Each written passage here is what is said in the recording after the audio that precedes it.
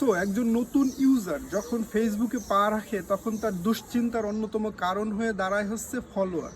সে চিন্তা করে আমার কোনো ফলোয়ার নেই, আমি যদি ফলোয়ার বৃদ্ধি না করতে পারি সেক্ষেত্রে আমার কন্টেন্টগুলোতে ভিউ আসবে না, কমেন্টস আসবে না, লাইক আসবে না, শেয়ার আসবে না। সো সে এই জায়গায় ভুলগুলো করে কারণ তার মাথায় ঢুকে যায় যে তাকে ফলোয়ার বৃদ্ধি করতে হবে, আর সে বিভিন্ন ধরনের উপায়ে ফলোয়ার বৃদ্ধি করতে থাকে। তার মধ্যে অন্যতম হলো back to back, support to support, আপনার বাসায় ঘুরে গেলাম, আপনাকে ফলো করলাম, আমাকে ব্যাক দিন। এইভাবে যখন দীর্ঘদিন সে ফলোয়ার কালেক্ট করা শুরু করে তখন সে বুঝতেও পারে না যে সে ধীরে ধীরে তার পেজ বা প্রোফাইলটা ডেট করতে যাচ্ছে, অর্থাৎ সে ধীরে ধীরে একটা পেজ বা প্রোফাইলটা একসময় নিঃশেষ করে ফেলতেছে। সো ভিডিওটা প্রথম থেকে শেষ পর্যন্ত দেখুন, আশা করা যায় আপনারা সঠিক উপায়ে কিভাবে ফলোয়ার গেইন করতে পারেন আর অর্গানিক ওয়েতে কিভাবে আপনার পেজ বা প্রোফাইলটা ধীরে ধীরে বড় করতে পারেন সেটা নিয়েই আলোচনা করব। সো প্রথমে বলে রাখি যে আমি ধরে নিলাম আপনি একজন নতুন ইউজার আর আপনি চাচ্ছেন এখান থেকে প্রচুর পরিমাণ ফলোয়ার ধীরে ধীরে বৃদ্ধি করতে, কারণ এক লাফে তো গাছে উঠতে পারবেন না, আপনাকে ধীরে ধীরে এগোতে হবে। সো প্রথমে যে কাজটা করতে হবে, আপনাকে আপনার যে পেজ বা প্রোফাইলটা নিয়ে কাজ করবেন সেটা প্রফেশনাল ওয়েতে আপনি সকল ফুলফিল করবেন সকল ইনফরমেশনগুলো। সেটা কি, আপনার নিজস্ব ছবি দেবেন, আপনি নিজস্ব প্রোফাইল ফটো দেবেন, নিজস্ব কাভার ফটো দেবেন, ঝকঝকে চকচকে, যেন মানুষ আপনাকে চিনতে পারে না আপনি হচ্ছে রিয়েল একটা পার্সন। আপনার যে বায়ো আছে সেই বায়োতে আপনি আপনার সম্পর্কে লিখতে পারেন, এমনভাবে লিখবেন যে মানুষ আসলে বোঝে না আপনি আসলে প্রফেশনাল ওয়েতে কাজ করতে এসেছেন। আর অন্য যেই ঘরগুলো আছে ফেসবুক পূরণ করতে বলে, সকল ঘরগুলো আপনি চেষ্টা করবেন 100 পূরণ করার, এতে আপনার একটা পেজ বা প্রোফাইলে প্রফেশনাল লুকটা আসবে। সো কেউ যদি ভিজিট করে আপনার পেজে, যখন সে এটা দেখবে তখন কিন্তু সে আপনার প্রতি একটা বিশ্বাস স্থাপন হবে যে আপনি হচ্ছে রিয়েল পারসন, আর তার কারণে আপনাকে কিন্তু সে ফলো করবে।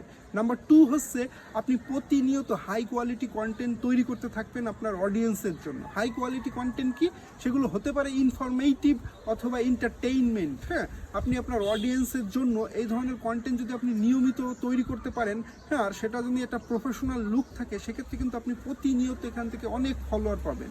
নাম্বার 3 হচ্ছে আপনাকে পোস্ট কনসিস্টেন্সি ধরে রাখতে হবে, অর্থাৎ নিয়মিত আপনাকে পোস্ট করতে হবে। আপনি যদি আজকে করেন কালকে বাদ দেন সেগুলো করলে কিন্তু চলবে না। আপনাকে প্রতিনিয়ত নিয়ম করে সকল ধরনের যত ধরনের কন্টেন্ট আপনি আপলোড করতে থাকেন ওইগুলোই করে যেতে হবে। ধরেন আপনি 3টে আপলোড করেন, সেই 3টেই কিন্তু টাইম মেনটেন করে আপলোড করে যেতে হবে। আজকে একটা করলেন কালকে 2টা করলেন, এরকম করলে কিন্তু হবে না। তাহলে কিন্তু আপনার প্রতি আপনার অডিয়েন্সের যে বিশ্বাস সেটা কিন্তু হারাবে।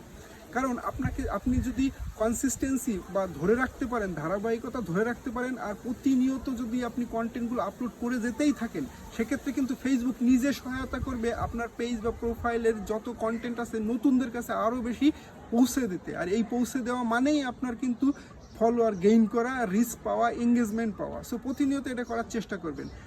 নাম্বার 4 হচ্ছে আপনি যেই কন্টেন্টগুলো আপলোড করতেছেন, যেই কন্টেন্টগুলো আপনি প্রতিনিয়ত কষ্ট করে তৈরি করে আপনার অডিয়েন্সের সামনে উপস্থাপন করতেছেন, তারা কিন্তু মূল্যবান সময় দিয়ে আপনার কন্টেন্টগুলো দেখতেছে আর মূল্যবান মতামত রেখে যাচ্ছে। আপনার দায়িত্ব হচ্ছে সেই মতামতগুলোর রিপ্লে সেইভাবে দেওয়া, যেইভাবে কমেন্টস করে গেছে তার রিপ্লেটা ঠিক সেইভাবে দেওয়া। আর আপনি যত দ্রুত কমেন্টস রিপ্লে দিতে পারবেন, আপনার অডিয়েন্স তত বুঝবে যে আপনি আসলে একজন দায়িত্বশীল কন্টেন্ট ক্রিয়েটর, যে এখানে আসলেই কন্টেন্ট তৈরি করতে এসেছে, যার কারণে তাদের সাথে আপনার একটা এঙ্গেজমেন্ট আর ভালো বন্ডিং তৈরি হবে।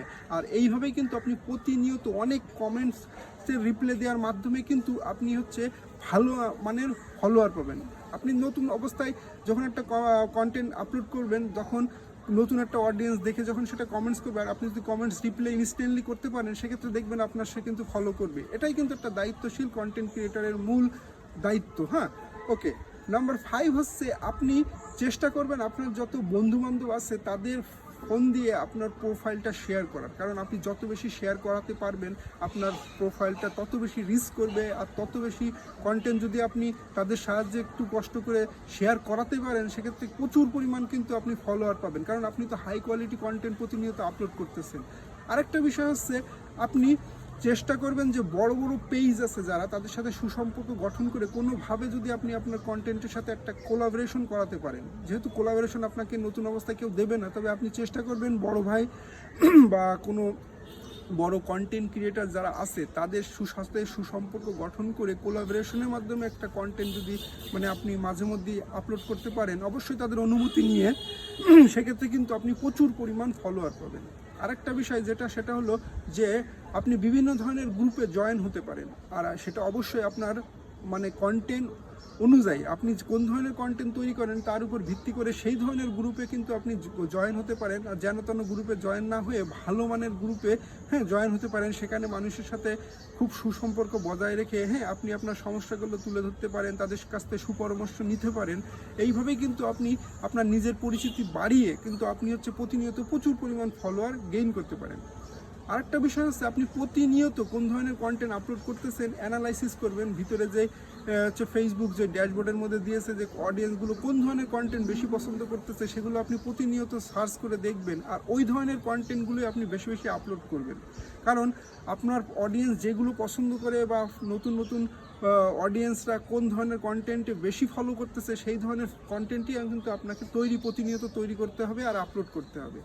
আরেকটা বিষয় সেটা হচ্ছে এঙ্গেজমেন্ট পোস্ট। আপনি বেশি বেশি চেষ্টা করবেন যে এঙ্গেজমেন্ট পোস্ট করার, কারণ এঙ্গেজমেন্ট পোস্টের মাধ্যমে আপনি অডিয়েন্সের সাথে সম্পৃক্ততা বেশি বাড়াতে পারেন।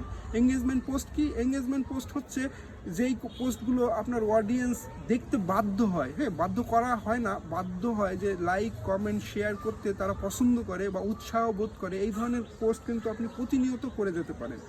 আর আরেকটা বিষয় হচ্ছে যে হ্যাশট্যাগ ইউজ করা। আপনি আপনার কন্টেন্টের সাথে হ্যাশট্যাগ ইউজ করবেন, কারণ আপনি যদি প্রতিনিয়ত সঠিক ওয়েতে আপনার কন্টেন্ট রিলেটেড বা ভিডিও রিলেটেড হ্যাশট্যাগুলো যদি ইউজ করতে পারেন, আপনার ফেসবুক কিন্তু আপনাকে রিচটা বাড়ায় দেবে। আর আপনি যদি ভাল হ্যাশট্যাগ ইউজ করেন যেটা আপনার ভিডিও বা কন্টেন্টের সাথে যাচ্ছে না বা রিলেটেড না, সেক্ষেত্রে কিন্তু ফেসবুক বর্তমান যে রিসেন্ট অ্যানাউন্সমেন্ট করেছে তার মাধ্যমে কিন্তু আপনার রিচটা ধীরে ধীরে কমায় দেবে। আপনি যত ভালোই কন্টেন্ট তৈরি করেন না কেন, আপনি যদি ভুলভাল হ্যাশট্যাগ ইউজ করেন আর অতিরিক্ত হ্যাশট্যাগ ইউজ করেন, সেক্ষেত্রে কিন্তু আপনার রিচটা ধীরে ধীরে কমায় দেবে।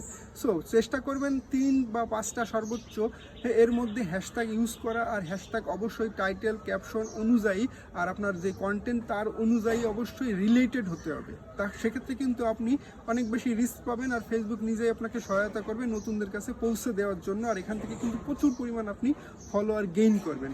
আর ফাইনাল যেটা হচ্ছে, আপনার সামনে যত ধরনের ভিডিও ফেসবুক পৌঁছে দেবে বা আপনার টাইম লাইনে যত ধরনের কন্টেন্ট আপনার সামনে উপস্থাপন করবে ফেসবুক, আপনি চেষ্টা করবেন সেই কন্টেন্টগুলো সম্পূর্ণ দেখে বা সেই ভিডিওগুলো সম্পূর্ণ দেখে ভিডিও রিলেটেড কমেন্টস করা। আর কমেন্টসগুলো অবশ্যই চোখ ধাঁধানো হতে হবে, যেহেতু আপনি নতুন অবস্থায়, আপনার কোনো ফলোয়ার নেই, আপনি এমনভাবে কমেন্টস করবেন ওই ভিডিও রিলেটেড ভিডিওতে এক্স্যাক্টলি কী বলতেছে, আর নতুন যারা অডিয়েন্স ওই ভিডিওটা দেখার পরে কমেন্টস করতে যাবে, ওই কমেন্টসটা যেন তাদের চোখে বাঁধে আর তারা যেন বোঝে না আসলেই আপনি প্রকৃত ভিডিও বা কন্টেন্ট দেখার মতো সেই লোক যারা সকলেই আপনাকে খোঁজে।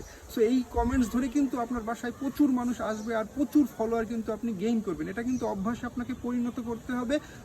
ততদিন পর্যন্ত সফল হওয়ার পরও পর্যন্ত আপনাকে এইভাবেই কমেন্টস করে যেতে হবে। 100% আপনি এখান থেকে প্রচুর পরিমাণ ফলোয়ার প্রতিনিয়ত গেইন করবেন। সো আজকের ভিডিওটা এই পর্যন্ত। আশা করা যায় কীভাবে আপনারা অর্গানিক ওয়েতে ফলোয়ার গেইন করতে পারবেন আর ধীরে ধীরে আপনারা একসময় সফলতার শীর্ষে আহরণ করতে পারবেন এই প্রচুর ফলোয়ার গেইন করে। সো ধন্যবাদ সবাইকে।